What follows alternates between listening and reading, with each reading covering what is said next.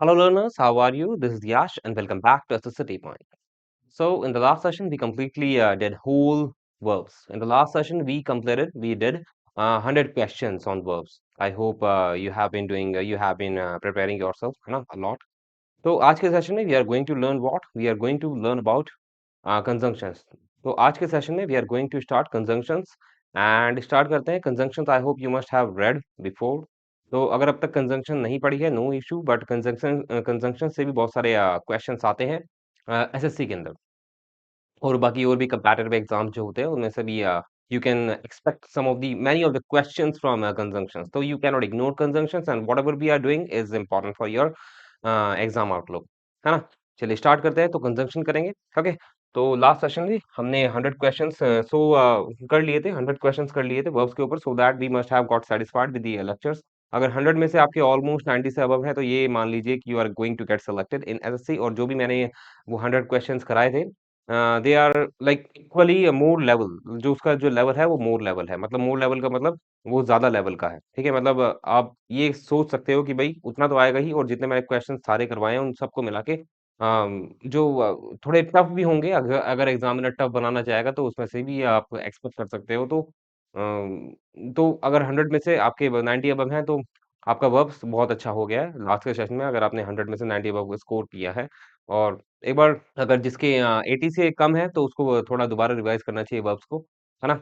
चलिए स्टार्ट करते हैं।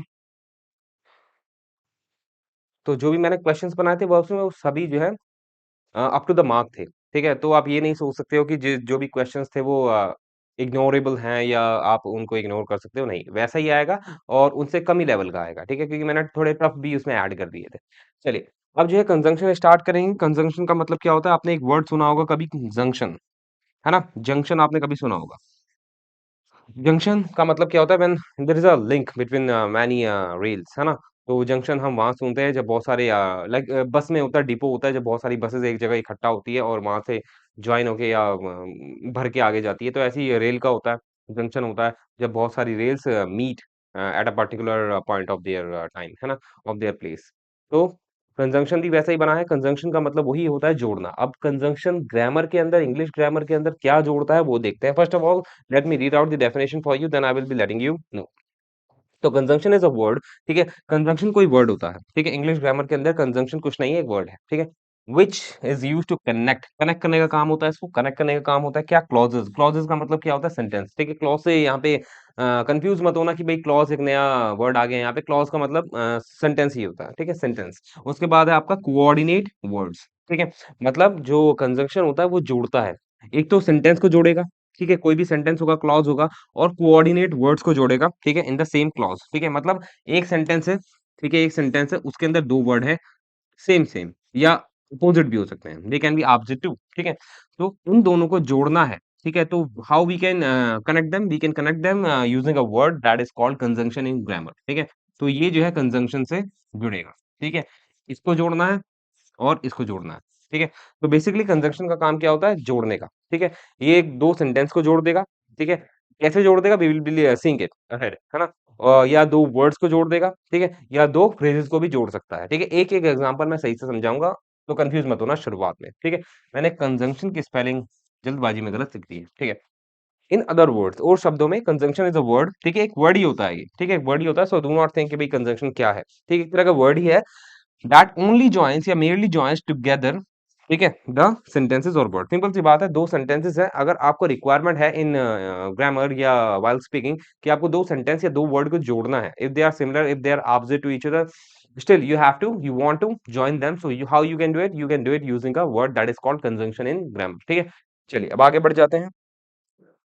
अब देखेंगे एक्सप्लेनेशन के लिए I have taken a sentence. ठीक है, मैंने एक सेंटेंस लिया है। ठीक है, वो सेंटेंस से आप समझ जाओगे देख के कि भाई कंजंक्शन क्या होता है, और कंजंक्शन में आपको समझाना क्या चाहता हूँ। देखो यहाँ पे एक पूरा सेंटेंस लिखा हुआ है जिसको मैंने दो पार्ट में डिवाइड किया हुआ है, एक है पार्ट ए, एक है पार्ट बी। ठीक है, पूरा sentence let me read first, then I will be letting you how I divided it in two parts.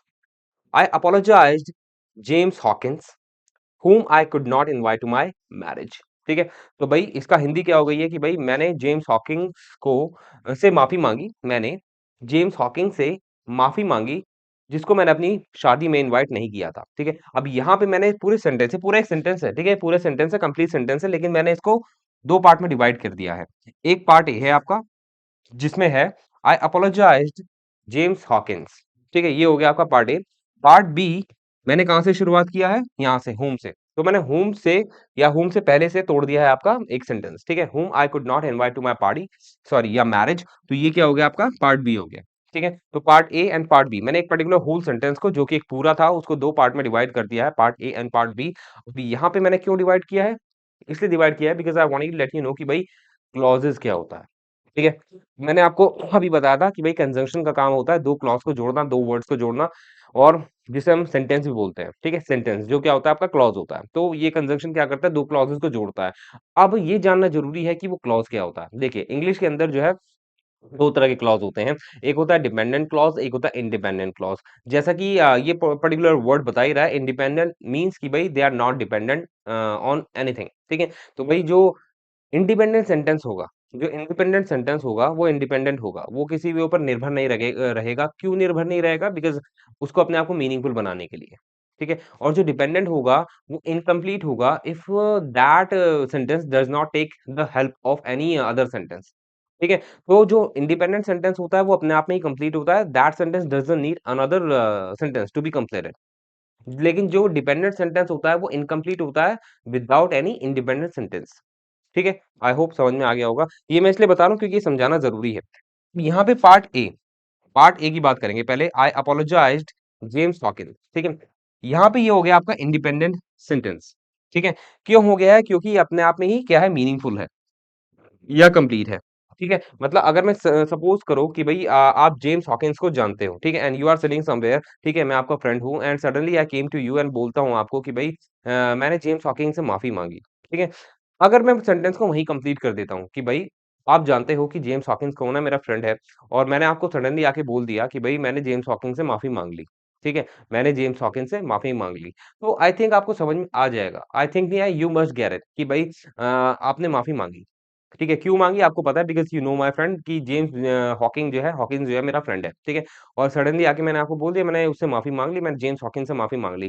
तो आप है ना दोबारा कोई सवाल नहीं पूछोगे। I would you would just understand कि भाई मैं क्या बोलना चाह रहा हूँ। मैं ये बोलना चाह रहा हूँ कि भाई मैंने अपॉलजी ली है किससे? जेम्स हॉकिन्स से, ठीक है? और आपको ये समझ में आ जाएगा एक ही बार में। आप दोबारा कोई सवाल नहीं पूछोगे। Why? Because you know the situation, you know the condition, ठीक है? अब अगर मैं आपके पास सडनली आऊँ, ठीक है? और आप जेम्स हॉकिन्स को जानते हो एज़ माय फ्रेंड, मेरा फ्रेंड है, ठीक है? अब जो है मैं आपके पास आके बोलता हूँ, सडनली क्या बोलता हूँ? whom I could not invite to my party, whom I could not invite to my marriage, ठीक है? आप बैठे हुए आराम से पीसफुली, ठीक है, somewhere around and suddenly I came to you, you are my friend, but मैं आके आपको बोल देता हूँ, ये जिसको मैंने पार्टी में नहीं बुलाया था, जिसको मैंने शादी में नहीं बुलाया था। मैंने आके आपके पास आके बस यही पूरा सेंटेंस बोला है कि भई जिसको मैंने अपनी शादी में नहीं बुलाया था, ठीक है? आप बैठे हुए हो, मैंने आपको आके बोल दिया कि जिसको मैंने अपनी शादी में नहीं बुलाया था। तो आप ज़रूर सवाल पूछोगे किसको नहीं बुलाया था, या पूरा सेंटेंस तो बता, या पूरा कंप्लीट सेंटेंस तो बता, क्या हुआ, क्या बात हो गई? मैं क्यों आके एकदम से बोलने लग गया कि भई जिसको मैंने अपनी शादी में नहीं बुलाया था। So that sentence is incomplete. Why? Because you would be having a doubt, है ना? You would definitely ask a question to me, है ना? कि भई क्या मैं इनकम्प्लीट बोल रहा हूँ? You will definitely ask me कि भई किसको नहीं बुलाया था? या क्या बात हो गई इस तरीके से। यानी कि I hope you got to know कि भई मैं डिफरेंस क्या बताना चाहता हूँ आपको both of the sentences, in both of the parts.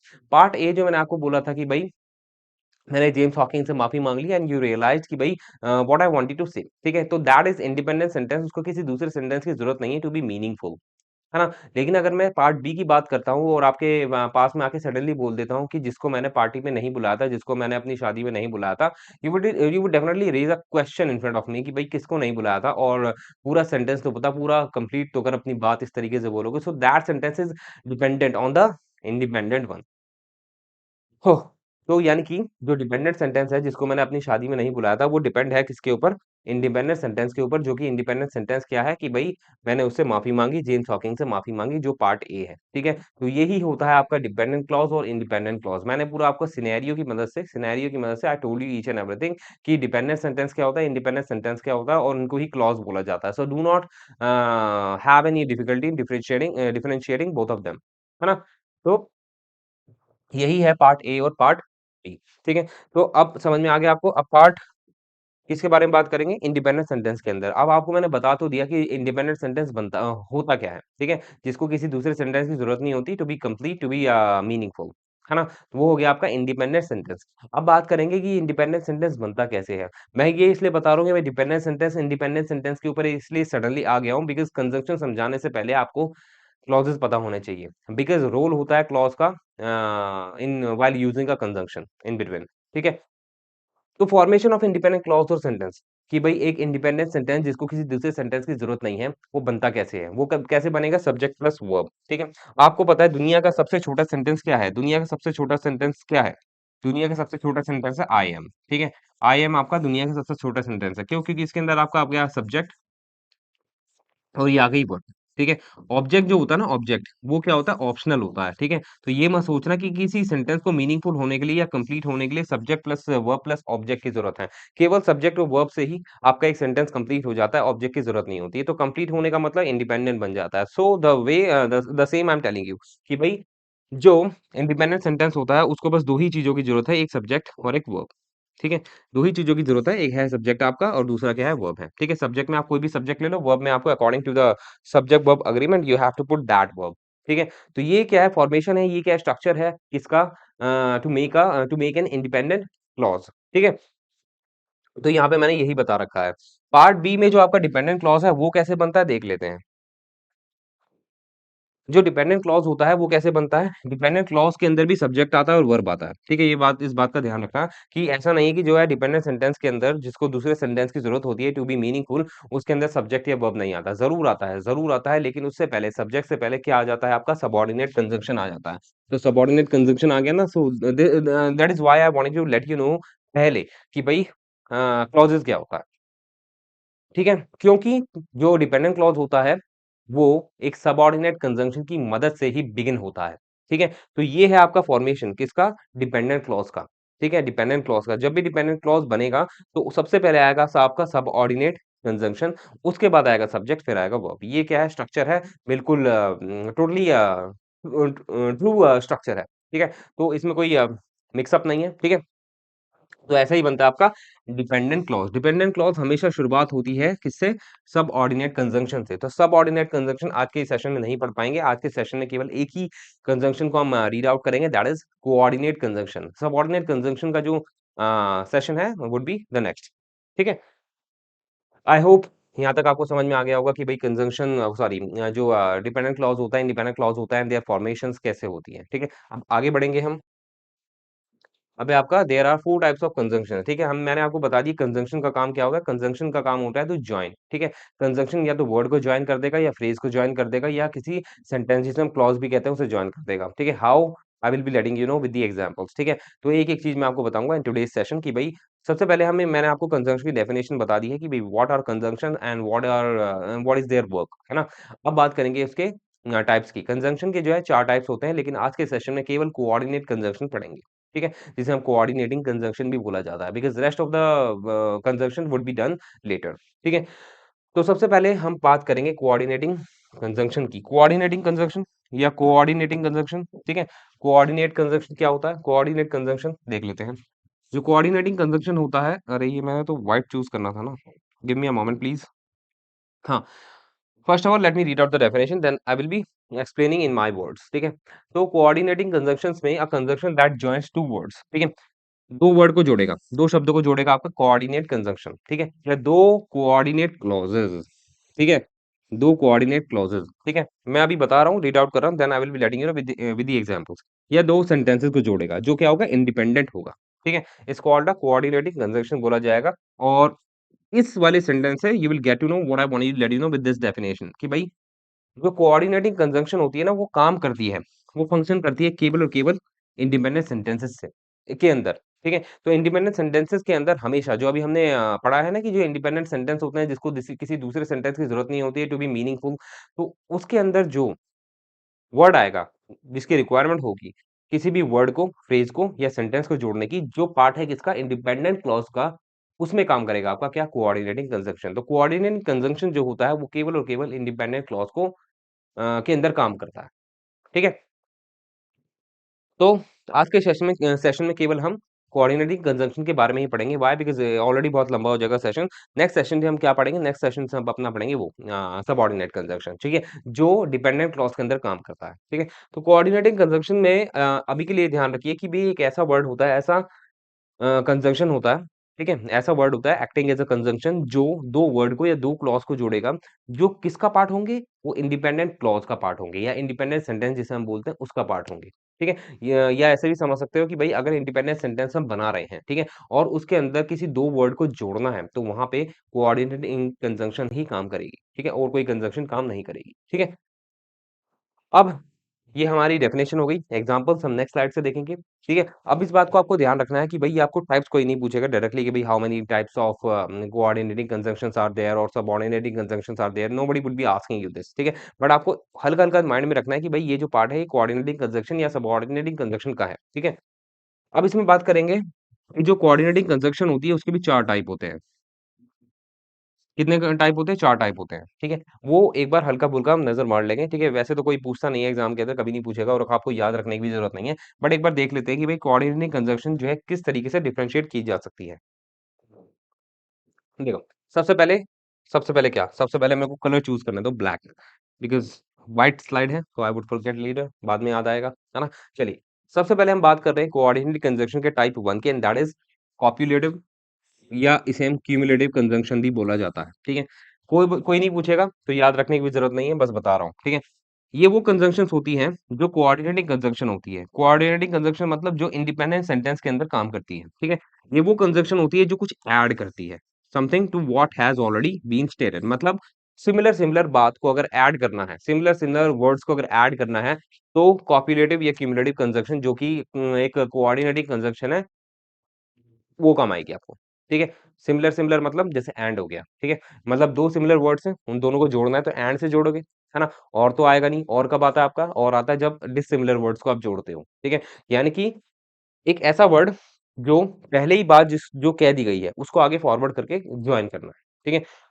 वो काम आती है आपकी कैसे यूज़ होती है वो कोऑपरेटिव कंजंक्शन की मदद से या क्युमुलेटिव कंजंक्शन की मदद से जुड़ती है। जैसे आपका एंड हो गया।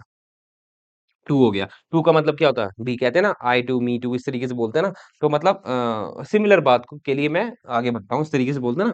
ऑल्सो होता है, एज़ वेल होता है, एज़ वेल का मतलब क्या हो गया? As well sorry, as well का मतलब क्या हो गया? एज़ वेल का मतलब हो गया आपका भी, ठीक है? जैसे मैं ये भी करूँगा और मैं ये भी करूँगा। I would do this and this thing as well, ठीक है? इस तरीके से बोलते हैं ना। तो ये सारे एग्ज़ाम्पल्स हैं आपके किसके? कॉप्युलेटिव या cumulative conjunction that is a part of coordinating conjunction that works in only in an independent sentence, ठीक है? जैसे ये एग्जांपल देख लो, Harry is an honest and reliable person. अब यहाँ पे आपको क्या ध्यान रखना है, एंड क्या है एक तरह का आपका कोऑर्डिनेटिव कंजंक्शन है, ठीक है? कोऑर्डिनेटिव कंजंक्शन है, यानी कि कॉप्युलेटिव या क्युमुलेटिव कंजंक्शन है, इसका पार्ट है ना? देखो एंड आ गया ना, अब एंड का क्या काम है यहाँ पे? एंड जो है जोड़ रहा है और कंजंक्शन काम ज़ाहिर-सी बात है जोड़ना होता है। How it is connecting the 2 words that is are almost similar. ठीक है? मतलब कि भाई सिमिलर वर्ड्स को एंड जोड़ता है, ठीक है?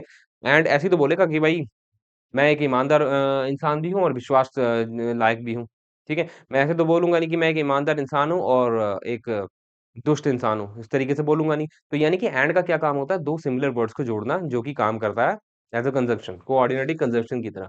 तो हैरी जो है ईमानदार भी है और विश्वास लायक भी है ना? उसके बाद you are devious and crafty too. अब देखो, एंड जो है सिमिलर वर्ड्स को जोड़ेगा, ठीक है? ऊपर जो है पॉजिटिव वर्ड जो होता है जो पॉजिटिव इन नेचर है उसको जोड़ दिया। अब यहाँ पे जो कुछ नेगेटिव वर्ड्स हैं, ठीक है? नेगेटिव एडजेक्टिव्स हैं, उसको जोड़ रहा है। डेवियस मतलब क्या होता है? बेईमान। क्राफ्टी मतलब क्या होता है? ब मतलब चालाक, गलत तरीके से चालाक होता है, ट्रेचरस जिसे बोला जाता है। तो यहाँ पे ये जो है ना ऑलमोस्ट सिमिलर है, ठीक है? 2 नेगेटिव वर्ड को भी जोड़ लेता है एंड, ठीक है? तो यानी कि जो कॉपुलेटिव या क्युमुलेटिव कंजंक्शन होती है, वो सिमिलर बातों को ऐड करेगा, मतलब जॉइन करेगा, ठीक है? जिसमें आ जाएगी आपकी and, also, too, as well, etcetera, ठीक है? और भी हैं, वो धीरे-धीरे पढ़ोगे, you will get to know, ठीक है? When you would be taking a mock test, ठीक है? और ये 2 सेंटेंस देखो, यहाँ पे क्या लिखा हुआ है, एक रेड में है, रेड का मतलब क्या हो गया, ये गलत हो गया और ये ब्लू वाला सही है। देख लेता हूँ, दोनों में एक छोटी-सी मिस्टेक है, फर्स्ट वाले में and you will get to know why. The principal came to the stage and he delivered an inspirational speech, ठीक है? ये गलत हो गया है। क्यों गलत हो गया है? मैं सेकंड पढ़ देता हूँ। यहाँ पे एक वर्ड का बस एक्स्ट्रा यूसेज है। वो क्या है? नेक्स्ट वाला। The principal came to the stage and delivered an inspirational speech. अब यहाँ पे क्या रिमूव हुआ है, यहाँ पे ही एक्स्ट्रा था, ठीक है? यहाँ पे ही हटा दिया है ना? ऊपर वाले में ही एक्स्ट्रा था, यहाँ पे ही हटा दिया। क्यों हटा दिया? और ही के ऐड होने से, दैट इज़ अ प्रोनाउन, ठीक है? आफ्टर एंड, ठीक है? वो गलत क्यों हो गया है? ऊपर वाला स्टेटमेंट, वो गलत इसलिए हो गया है कि भई व्हेनेवर क्या द सब्जेक्ट्स जो होते हैं ना क्लॉज़ेज़ के, ठीक है? जो भी सब्जेक्ट्स होंगे क्लॉज़ेज़ के, जैसे एक क्लॉज़ है, सॉरी ये क्या है? कंजंक्शन है। ये एक क्लॉज़ है, क्लॉज़ मतलब सेंटेंस, और एक ये क्लॉज़ है, ठीक है? मैंने आपको बताया था ना जो कंजंक्शन होता है वो 2 सेंटेंस, 2 वर्ड, 2 फ्रेजेस सबको जोड़ता है, ठीक है? तो यहाँ पे एंड क्या कर रहा है? यहाँ पे इसको जोड़ रहा है, इस सेंटेंस को जोड़ रहा है और एक इस सेंटेंस को जोड़ रहा है, ठीक है? अब यहाँ पे दोनों के सब्जेक्ट्स सेम है, ठीक है? दोनों के सब्जेक्ट्स सेम है। द प्रिंसिपल, प्रिंसिपल ही स्टेज पे आया और प्रिंसिपल ने ही इंस्पिरेशनल स्पीच डिलीवर की, ठीक है? अगर दोनों के सब्जेक्ट सेम है और वहाँ पे कोई कंजंक्शन है to join both of the clauses, तो दोबारा से कंजंक्शन के बाद सब्जेक्ट, सेम सब्जेक्ट लगाने की ज़रूरत नहीं है, ठीक है? तो I can remove he because he क्या है? वही है प्रिंसिपल क्लॉज़, ठीक है? जो आया, आने वाला बंदा भी प्रिंसिपल ही था, ठीक है? और स्पीच को डिलीवर करने वाला भी बंदा प्रिंसिपल ही था। तो प्रिंसिपल के लिए कोई प्रोनाउन के दोबारा एज़ अ नाउन प्रिंसिपल लिखने की ज़रूरत नहीं है, ठीक है? कंजंक्शन के बाद। सो that is why after removing that word that is extra in the above sentence, ठीक है? तो ये sentence would be correctly correct, है ना? तो इस तरीके से ये होगा, है ना? चलिए अब आगे बढ़ जाते हैं। बहुत ही आई होप एक्सप्लेनिंग मेथड में आपको मैंने बताया है। अब है आपका सेकंड जो कि है एडजर्वेटिव सॉरी एडवर्जेटिव कंजंक्शन एडवर्जेटिव सॉरी हाँ, सही तो बोल रहा हूँ मैं। एडवर्जेटिव कंजंक्शन क्या होती है? इस कंजंक्शन का काम क्या होता है? इस कंजंक्शन का काम होता है 2 डिसिमिलर वर्ड को या सॉरी एक सिमिलर और एक डिसिमिलर वर्ड को जोड़ना, ठीक है? यानी कि एक वर्ड, ठीक है, डिफरेंट होगा दूसरे वाले वर्ड से, ठीक है? यानी कि अगर सेंटेंस है, ठीक है, कोई भी इंडिपेंडेंट सेंटेंस है, वहाँ पे एक कंजंक्शन की ज़रूरत है। वो कंजंक्शन कौन-सी होनी चाहिए? एडवर्जेटिव कंजंक्शन होनी चाहिए, वो 2 वर्ड को जोड़ेगा और वो 2 वर्ड डिफरेंट होने चाहिए आपस में। जो कॉपुलेटिव कंजंक्शन थी, जिसे हम क्युमुलेटिव कंजंक्शन भी बोलते हैं, वो जोड़ता है किसको? 2 ऐसे वर्ड को जो सिमिलर होते हैं। लेकिन जो एडवर्जेटिव कंजंक्शन होता है, वो 2 डिसिमिलर और सिमिलर वर्ड को नहीं जोड़ेगा। वो एक सिमिलर या एक डिसिमिलर या in any way both are different to each other, ठीक है? अगर दोनों एक-दूसरे से क्या होंगे? डिफरेंट होंगे, देन इस कंजंक्शन की रिक्वायरमेंट होगी, ठीक है? ये यही कह रहा है कंजंक्शन दैट कंट्रास्ट, कंट्रास्ट का मतलब क्या होता है? वही होता है कि भई थोड़ा डिफर करना, है ना? एक-दूसरे से और इसमें आपको ये सारी कंजंक्शंस दिखेगी बट का यूज़ तो आपने बहुत बार किया होगा, ठीक है? कहता है no if, no but only आपको पता ही है, ठीक है? तो इस तरीके से यूज़ होता है आपका। तो ये सारे वो वर्ड्स हैं जो कंट्रास्ट करेगा 2 वर्ड्स में, 2 फ्रेजेज़ में या दे 2 क्लॉज़ेज़ में, ठीक है? बट हो गया, येट हो गया, येट का मतलब क्या होता है? येट का मतलब होता है फिर भी, ठीक है? ये येट टाइम वाला नहीं है जिसका मतलब होता है अब तक, ठीक है? तो ये कंजंक्शन वाला येट है। एक येट होता है आपका एडवर्ब वाला, ठीक है? उसमें येट का मतलब क्या होता है? अब तक, ठीक है? वो अब तक नहीं आया, ही हैज़न्ट कम अभी तक, है ना? ही हैज़न्ट कम येट, ठीक है? तो कन्फ्यूज़ मत होना, येट 2 तरह के होते हैं, एक होता है एडवर्ब वाला जिसका मतलब होता है अब तक या अभी तक और एक होता है आपका कंजंक्शन वाला, जो कि ये वाला होता है। एडवर्जेटिव कंजंक्शन वाला येट होता है, उसका मतलब क्या होता है आपका फिर भी, ठीक है? इसकी हिंदी क्या है? फिर भी है। लिख देता हूँ, क्या पता कन्फ्यूज़ हो जाओ दोबारा, है ना? तो हाउएवर, डेस्पाइट, नेवरदीलेस इन सब वर्ड्स का दे आर वेरी कॉमन तो आपको मतलब पता रहना चाहिए। हाउएवर का मतलब पता होना चाहिए, डेस्पाइट का मतलब क्या होता है? इसके बावजूद, नेवरदीलेस है ना, ऐसा होने पर भी, इन स्पाइट भी होना चाहिए, ठीक है? Only, still, whereas etcetera. ये सारे वर्ड्स आपको कब काम आएँगे? व्हेन यू आर कंट्रास्टिंग, ठीक है? एक आइडिया डिफरेंट होगा दूसरे आइडिया से, then you will be using this conjunction और दीज़ वर्ड्स, ठीक है? और ठीक है, अब देख लेते हैं एग्ज़ाम्पल देख लेते हैं। Steves was a pauper but compassionate. Steves was a pauper but compassionate. Steves क्या एक नाम है, ठीक है? pauper मतलब क्या होता है? pauper होता है गरीब, ठीक है? बट कंपैशनेट, ठीक है? अब यहाँ पे बट आ गया है, क्यों आ गया? कि कंपैशनेट का मतलब है ना pauper से थोड़ा-सा डिफरेंट है। That is why I had to use but as an adversative conjunction, ठीक है? यहाँ पे जो pauper है उसका मतलब है गरीब, लेकिन कंपैशनेट का मतलब होता है दयालु। यानी कि थोड़े से अपोज़िट हो गए ना। बेसिकली हम 2 नेगेटिव वर्ड को जो है जोड़ते हैं, लेकिन यहाँ पे बट एक थोड़ा-सा नेगेटिव है, एक थोड़ा-सा पॉजिटिव है, उसको जोड़ रहा है, ठीक है? इन नेचर मैं बात कर रहा हूँ, ठीक है?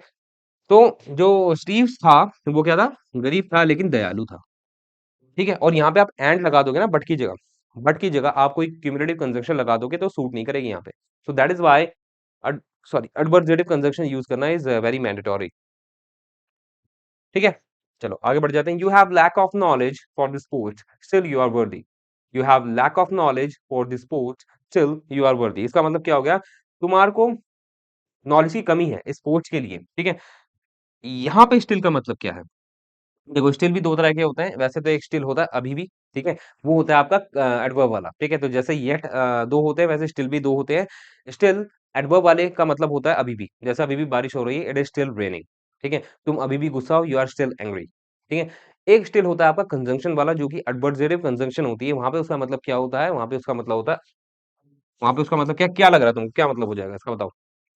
You have lack of knowledge for this post, फिर भी, ठीक है? तो स्टिल और yet can be used for this Hindi meaning, ठीक है? फिर भी, ठीक है? फिर भी तुम लायक हो इस पोस्ट के, इस तरीके से यूज़ किया गया है यहाँ पे स्टिल, ठीक है? तो यहाँ पे देखो एक है आपकी नेगेटिव बात, ये है आपकी नेगेटिव बात उस इंसान के लिए यानी कि यू के लिए, ठीक है? तुम्हारे पास जो है नॉलेज नहीं है, ये हो गई उसके लिए नेगेटिव बात, लेकिन यू आर वर्दी ये हो गई उसके लिए पॉजिटिव बात कि भाई फिर भी तुम लायक हो, ठीक है? तो एक नेगेटिव सेंटेंस को दूसरे पॉजिटिव सेंटेंस से या ऐसे भी कर सकते हो कि भाई ये एक नेगेटिव आइडिया है उसकी पोजीशन के लिए, उसकी पोस्ट के लिए, उसकी क्वालिटी के लिए to be in that position, और यहाँ पे एक ये क्या है? एक पॉजिटिव आइडिया है for him to be in that position, ठीक है? तो यहाँ पे दोनों सेंटेंसेस को क्या जोड़ रहा है? स्टिल जोड़ रहा है, ठीक है? तो स्टिल का काम होता है इस तरीके से, जैसे फिर भी जैसे येट का होता है ना? तो like this you can use it. उसके बाद लास्ट सेंटेंस है आपका, he has a good wife yet he is not happy, ठीक है? He has a good wife yet he is not happy. वैसे तो मतलब गुड वाइफ जिसकी होती है वो अच्छी, मतलब सुना है मैंने, मेरे को पता नहीं, तो अच्छी जिंदगी जीता है, लेकिन यहाँ पे ये क्या उल्टा हो गया इसके पास। एक उसकी लाइफ की पॉजिटिव बात है कि भाई उसकी वाइफ अच्छी है, एक है नेगेटिव बात उसके लिए कि भाई फिर भी वो दुखी है, ठीक है? तो येट की हिंदी क्या बताई थी? फिर भी, तो फिर भी वो खुश नहीं है मतलब, ठीक है? तो यानी कि 2 आइडिया, जो कि एक आइडिया है उसका अच्छी बात, है ना? अच्छा आइडिया है कि भई उसके पास जो वाइफ़ है वो अच्छी है। दूसरा है नेगेटिव कि फिर भी वो खुश नहीं है, ठीक है? फिर भी वो खुश नहीं है। तो यहाँ पे क्या हो गया? नेगेटिव बात। तो दोनों को ज जोड़ दिया किसने? एडवर्जेटिव कंजंक्शन ने। तो ये काम होता है आपका एडवर्जेटिव कंजंक्शंस का। तो एग्ज़ाम्पल्स आपके सामने लिख दिए हैं, ज़्यादा नहीं होते, इतने ही होते हैं ऑलमोस्ट। चलिए अब हम थर्ड की बात करेंगे। Third of what? ये थर्ड कंजंक्शन का नहीं है, ये थर्ड है आपका subset of conjunction, that is coordinating conjunction. तो कंफ्यूज मत होना। टोटल जो जो कंजंक्शंस होते हैं 4 होते हैं, ठीक है? लेकिन हम उस 4 में से पहले की कैटेगराइजेशन हम पढ़ रहे हैं, ठीक है? पहला कौन सा है आपका? कोऑर्डिनेटिंग कंजंक्शन, उसका ये थर्ड पार्ट है। आइलेटिव कंजंक्शन। आइलेटिव कंजंक्शन क्या होता है? Conjunction that expresses a relation of cause and effect. जब भी आपकी बात आ जाए ना कॉज एंड इफेक्ट की, कॉज एंड इफेक्ट क्या होता है? ठीक है, अलग-अलग सेंटेंसेस में होता है। मतलब एक क्लॉज़ में क्या होगा आपका? कॉज़ होगा, ठीक है? एक क्लॉज़ में क्या होगा आपका? इफेक्ट होगा। यानी कि कहते हैं ना कि भई मैं पढ़ रहा हूँ ताकि मैं पास हो सकूँ, इस तरीके से वो वाला, ठीक है? The effect of your action, the impact of your action what you are doing, ठीक है? तो that would be represented by illative conjunctions, ठीक है? जैसे इसमें देख लो फॉर है, यहाँ पे पता है फॉर क्या है? फॉर भी पता है 2 तरह के होते हैं। फॉर यहाँ पे पता है प्रीपोज़िशन वाला नहीं है, जिसकी हिंदी होती है के लिए, है ना? एक आपका फॉर होता है जिसकी हिंदी होती है के लिए, यहाँ पे ये कौन-सा है? कंजंक्शन वाला फॉर है। इसकी हिंदी होती है बिकॉज़ ऑफ। इसकी हिंदी क्या होती है? बिकॉज़ ऑफ होती है। ठीक है? So do not get confused और like while differentiating these similar words, ठीक है? तो एक है एडवर्ब, एज़ एन एडवर्ब, वहाँ पे उसका मतलब क्या होता है? सॉरी, एक है एज़ अ प्रीपोज़िशन, वहाँ पे उसका मतलब होता है के लिए। यहाँ पे कंजंक्शन की तरह काम कर रहा है, इसका मतलब क्या होता है? Because of. उसके बाद देयरफॉर आप यूज़ करते होगे, ठीक है? सब्जेक्टिव इंग्लिश में देयरफॉर यूज़ होता है when you are going to conclude a particular paragraph, है ना? तो वहाँ पे देयरफॉर का यूज़ होता है, इसकी हिंदी क्या होती है? इसलिए। उसके बाद है सो अच्छा सो अलग है ये, ठीक है? और कॉन्सिक्वेंटली अलग है। सो मतलब क्या होता है? सो मतलब भी बहुत अलग-अलग मतलब होते हैं, लेकिन इसमें सो का मतलब होगा तो, ठीक है? तो कंजंक्शन वाले में सो का मतलब क्या था? तो। कहते हैं ना कि भई मैं उससे बात कर रहा हूँ, तो क्या हुआ? इस तरीके से बोलते हैं ना, ठीक है? या अगर वो आ गई तो, या पापा ने पकड़ लिया तो। तो वो जो तो होता है, कंजंक्शन वाला तो होता है इन इंग्लिश सो, ठीक है? तो सो भी 2-3 तरह के होते हैं, तो कन्फ्यूज़ मत होना, कंजंक्शन वाला सो का मतलब है तो। अरे! ती नहीं है, तो है। ठीक है? कॉन्सिक्वेंटली मतलब नतीजे अनुसार, उसके बाद फॉर इंस्टेंस मतलब क्या होता है? एज़ एन एग्ज़ाम्पल, ठीक है? फॉर एग्ज़ाम्पल, ठीक है?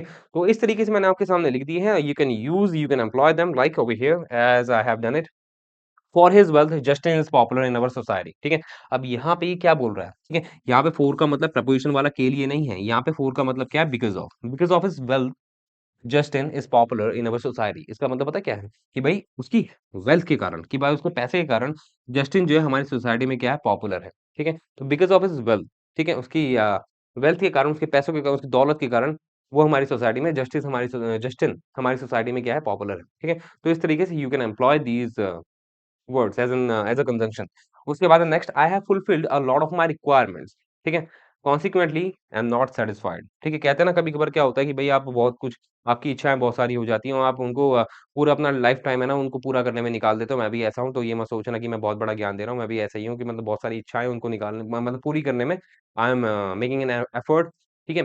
तो वही बात की कही गई है यहाँ पे कि भई मैंने अपनी लाइफ में मतलब सभी रिक्वायरमेंट जो है पूरी कर ली है, फिर भी मैं सैटिस्फाइड नहीं हूँ, ठीक है? मैं क्या हूँ? सैटिस्फाइड नहीं हूँ। वैसे यहाँ पे कॉन्सिक्वेंटली की जगह है ना नेवरदीलेस भी आ सकता था, ठीक है? तो nevertheless would be much better over here, ठीक है? कॉन्सिक्वेंटली का मतलब क्या होता है? नतीजे अनुसार। तो मतलब उसने ये कहना चाहता है कि भई मैंने सब कुछ ऑलमोस्ट पा लिया है, पूरा कर लिया है, फिर भी, ठीक है? या ऐसा होने पर भी जो कि नेवरदीलेस से ज़्यादा इंडिकेट हो पाएगा। That conjunction would be much better over here in this sentence, ठीक है? तो कॉन्सिक्वेंटली का मतलब क्या था? नतीजे अनुसार, ठीक है? तो नेवरदीलेस भी आप लगा सकते हो, ठीक है? आई एम नॉट सैटिस्फाइड कि भई मैं फिर भी क्या हूँ सैटिस्फाइड नहीं हूँ, ठीक है? यानी कि मैंने जो भी एक्शंस करे हैं, कर लिए हैं, लेकिन उसके बावजूद भी मैं क्या हूँ सैटिस्फाइड नहीं हूँ। एंड इसके साथ हमारी ये स्लाइड भी कंप्लीट हो जाती है। अब है हमारा 4th one and that is alternative conjunction और ये क्या है आपका उसी का है, जो कोऑर्डिनेटिव कंजंक्शन है उसी का पार्ट है। तो अल्टरनेटिव का मतलब क्या होता है बताइए? What do you mean by alternative? Alternative कहते हैं ना कि भई do you have any other alternative? Alternative का मतलब होता है अदर चॉइस, ठीक है? अदर चॉइस यानी कि अल्टरनेटिव कंजंक्शन हमेशा पेयर में आती है, ठीक है? When you have other choice with it, ठीक है? अदर वर्ड फॉर इट, ठीक है? तो a conjunction that is used to express a choice, ठीक है? चॉइस होती है। जैसा बोलते हैं ना आपने सुना होगा alternative as a word use किया जाता है स्पीकिंग में भी कि तुम्हारे पास कोई दूसरा चारा है। वो जो चारा होता है ना वो अल्टरनेटिव ही होता है इंग्लिश में। तो उसी से बन गया है आपका अल्टरनेटिव कंजंक्शन, ठीक है? तो मतलब आपके पास जब 2 चीज़ों में से 2 चीज़ों में से एक चॉइस होती है, ठीक है? और ये हमेशा पेयर में आती है। अल्टरनेटिव कंजंक्शन हमेशा पेयर में आती है, ध्यान रखना। जैसे ये पेयर याद रखने होते हैं। जैसे ईदर के साथ और आता है, नीदर के साथ नॉर आता है, ये पेयर आपको याद रखने पड़ेंगे। एग्ज़ाम में एज़ एन एरर कैसे दे देंगे कि भई ईदर के साथ नॉर लगा रखा होगा या वेदर के साथ क्या लगा रखा होगा? इफ लगा रखा नहीं, वेदर के साथ व्हाट लगा रखा होगा, इस तरीके से, ठीक है? तो पेयरिंग में ध्यान रखनी होती है 4th वाले में, जो अल्टरनेटिव कंजंक्शन है उसमें पेयरिंग के बेसिस पे क्वेश्चन आ जाएगा आपको, ठीक है? और उनकी पोज़ीशन भी मैटर करती है, ठीक है? पोज़ीशन कैसे मैटर करेगी? I will be letting you know soon, ठीक है? अब यहाँ पे क्या है, कुछ पेयरिंग्स ध्यान रखनी है, वेदर के साथ क्या आता है? और आता है या और नॉट भी आता है, ईदर के साथ और आता है, ठीक है? और एल्स होता है, ना कि एल्स होता है, ठीक है? एल्स कभी भी अकेला यूज़ नहीं होता, नीदर के साथ नॉर आता है, ठीक है? ये मैंने अभी इतना ही लिख दिया है, बाकी मैं सबऑर्डिनेट कंजंक्शन जब कराऊँगा, तो उसमें सही से बताऊँगा। ठीक है? तो ये जो है, ये मत सोचना कि भई 2-3 एग्ज़ाम्पल करा के छुड़वा दिया, ऐसा नहीं है। आगे जो नेक्स्ट सेशंस होंगे, उसमें और भी इलैबोरेटिव मैनर में आपको मैं कराने वाला हूँ विद मोर एग्ज़ाम्पल्स, ठीक है? अब देखो, जैसे एग्ज़ाम्पल मैंने क्या लिखा है, आई am not sure whether it will rain और नॉट, ठीक है? तो वेदर का जो पेयरिंग होती है ना, वो इसके साथ होती है और नॉट के साथ, ठीक है? कि भई मैं श्योर नहीं हूँ कि क्या, ठीक है? वेदर की हिंदी क्या होती है? कि क्या। ठीक है? तो वेदर की हिंदी होती है कि क्या, ठीक है? और भले ही भी होती है, भले ही, ठीक है? वो अलग सेंटेंस में यूज़ होगा, ठीक है? कि भई कहते नहीं है कि भई मैं लड़ूँगा भले ही मैं मर जाऊँ, इस तरीके से बोलते हैं ना, I will fight whether I die, ठीक है? तो वहाँ पे वेदर क्या है, उसकी हिंदी क्या है, भले ही, लेकिन वहाँ पे वो अलग एग्ज़ाम्पल है, यहाँ पे वेदर का मतलब है कि क्या। तो ऐसे ना सेंटेंसेस के बेस पे डिफरेंशिएट करना आना चाहिए। तो आई am not sure whether it will rain और नॉट कि भई मैं पक्का नहीं हूँ कि क्या बारिश होगी या नहीं। तो वेदर का जो पेयरिंग बनती है वो और नॉट के साथ बनती है और कभी-कभार सिंगुलर भी आ जाता है विदाउट नॉट, ठीक है? तो और कभी-कभार अकेले भी आ जाता है या और नॉट भी हो जाता है, ठीक है? नेक्स्ट है आपका neither you nor I will get rejected. इसका मतलब क्या हो गया? नीदर की जो पेयरिंग होती है ना वो किसके साथ होती है? नॉर के साथ होती है। जैसे ईदर की किसके साथ होती है? और के साथ होती है, ठीक है? नीदर का मतलब क्या होता है? मतलब when you do not have a choice in between between the 2, ठीक है? दोनों में से आपके पास कोई भी चॉइस नहीं है, ठीक है? ना ही ये, ना ही वो, इस तरीके से बोलते हैं ना, तो वो नीदर से यूज़ करेंगे, ठीक है? तो यहाँ पे नॉर की हिंदी है ना वैसे किसी को पता नहीं रहता, ठीक है? नॉर की भी हिंदी पता है क्या होती है? ना होती है, ना, simple. Most of the students mustn't know about that thing, ठीक है? क्योंकि पढ़ाई नहीं जाती है हर बार, ठीक है? तो ध्यान रखना कि भई जैसे नीदर का क्या होता है मना करना होता है, वैसे ही नॉर भी मना करने के लिए आता है। लेकिन ये वर्ड बहुत कम यूज़ होता है। ये हमेशा नीदर के साथ पेयरिंग में यूज़ होता है। तो नीदर यू ना ही तुम, नॉर आई ना मैं विल गेट रिजेक्टेड। हम रिजेक्ट नहीं होंगे मतलब रिजेक्ट नहीं होंगे, ठीक है? नीदर यू ना तुम, नॉर आई ना मैं रिजेक्ट होंगे। ठीक है? या रिजेक्ट कर दिए जाएँगे, ठीक है? यानी कि दोनों पास होंगे, इसका मतलब ये हो गया, है ना? तो इस तरीके से आपको पेयरिंग ध्यान रखनी है। अब ये देखो ये वाला मतलब जो मैंने लिख रखा है, ये गलत क्यों हो गया? ये गलत इसलिए हो गया क्योंकि यहाँ पे एक सेंटेंस में, इस वाले सेंटेंस में मैंने एल्स का गलत तरीके से यूज़ कर दिया है। कैसे? I have to exercise daily else I will be weaker. अब यहाँ पे एल्स का मतलब बताओ, क्या होता है? पहले एल्स का मतलब पता होना चाहिए, एल्स की हिंदी क्या होती है? हुँ? एल्स की हिंदी क्या होती है? अदरवाइज़ मान लो, ठीक है? अभी हिंदी मेरे को एल्स की याद नहीं आ रही है, मैं नेक्स्ट सेशन में आपको पक्का याद करके बताऊँगा, ठीक है? मतलब नेक्स्ट सेशन में आपको बता दूँगा एल्स की हिंदी होती है अन्य, ठीक है? अन्य जो होता है ना, अन्य इस तरीके से हिंदी होती है एल्स की, ठीक है? तो एल्स कब आता है? जब अदरवाइज़, एज़ अदरवाइज़ जैसे मैं आपको एक सेंटेंस म मतलब ये वाला सेंटेंस पढ़ के बताऊँ, you will get to know. I have to exercise daily ये बोलना चाहता है कि भई मेरे को एक्सरसाइज़ डेली करनी है, नहीं तो, ठीक है? नहीं तो भी बना सकते हो, नहीं तो, ठीक है? सिंपल हिंदी में, ठीक है? नहीं तो मैं वीकर हो जाऊँगा, मैं कमज़ोर हो जाऊँगा, ठीक है? तो यहाँ पे गलत क्यों हो गया? क्योंकि मैंने आपको बताया जो एल्स होता है ना वो हमेशा और के साथ आता है, और एल्स होता है, ठीक है? तो एल्स कभी भी अकेले नहीं लिखते हैं सेंटेंस में, हमेशा और के साथ लिखते हैं एल्स और एल्स, ठीक है?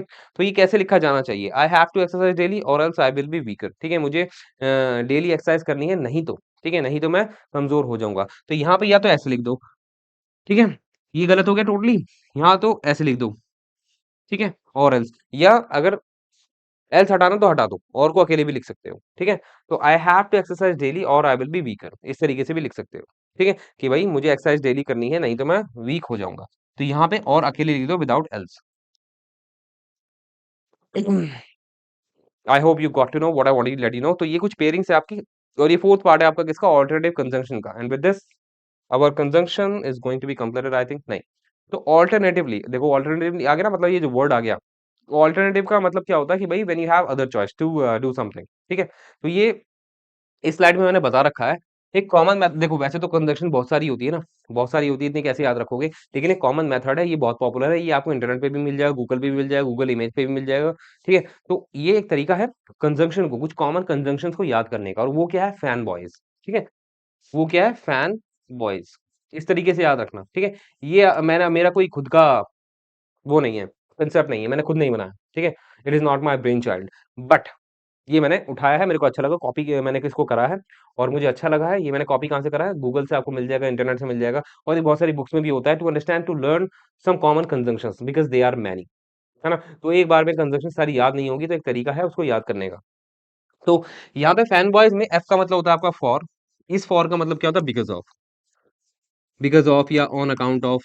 इसका मतलब है ए का मतलब एंड का मतलब है नॉर, यहाँ पे नॉर की हिंदी क्या है? ना, ठीक है? ब का तो आपको बी का तो आपको पता ही है, बट इसका मतलब और, येट यहाँ पे येट कौन-सा है? फिर भी, ठीक है? अभी तक नहीं है येट, येट है फिर भी और ये आपका सो मतलब तो, ठीक है? जो आपका कॉज़ इफेक्ट वाला होता है, कॉज़ एंड इफेक्ट वाला, ठीक है? I am doing this so that मैं ये कर सकूँ, वो कर सकूँ। है ना? तो इसके साथ आपको ये समझ में आ जाना चाहिए कि भई ये एक फैन बॉयज़ एक तरह का क्या है, कांसेप्ट है, एक आइडिया है by which you can understand some common conjunctions ठीक है? कोऑर्डिनेटिंग कंजंक्शन की बात कर रहा हूँ, ठीक है? इसमें फैन बॉयज़ में सभी कंजंक्शंस नहीं है, सभी कॉमन कंजंक्शंस नहीं है। इसमें केवल और केवल कोऑर्डिनेटिंग कंजंक्शंस है, वो भी कॉमन वाली, ठीक है? तो अब क्या लिखा हुआ है ये? हाँ, ये तुम्हारे काम का नहीं है। तो इस तरीके से आपको कोऑर्डिनेटिंग कंजंक्शन जॉइन करती है या कोई भी कंजंक्शन जॉइन करती है। वर्ड टू वर्ड कैसे करेगी? He bought a mobile and an earphone, ठीक है? अब यहाँ पे वर्ड टू वर्ड यहाँ पे वर्ड है ये और एक ये है वर्ड। इसको जॉइन कर दिया किसने? एंड ने, ठीक है? एक ये वर्ड और एक दूसरा वर्ड, ठीक है? तो इस तरीके से जॉइन करता है कंजंक्शन। अब आप ये देख लो फ्रेज़, फ्रेज़ का मतलब होता है group of more than one word, ठीक है? एक वर्ड है ये, ठीक है? अब एक वर्ड है ये, दोनों आपस में मिल जाएगा या तो एक कंपाउंड नाउन होगा या सपोज़ करो एक और मिल जाए, ठीक है?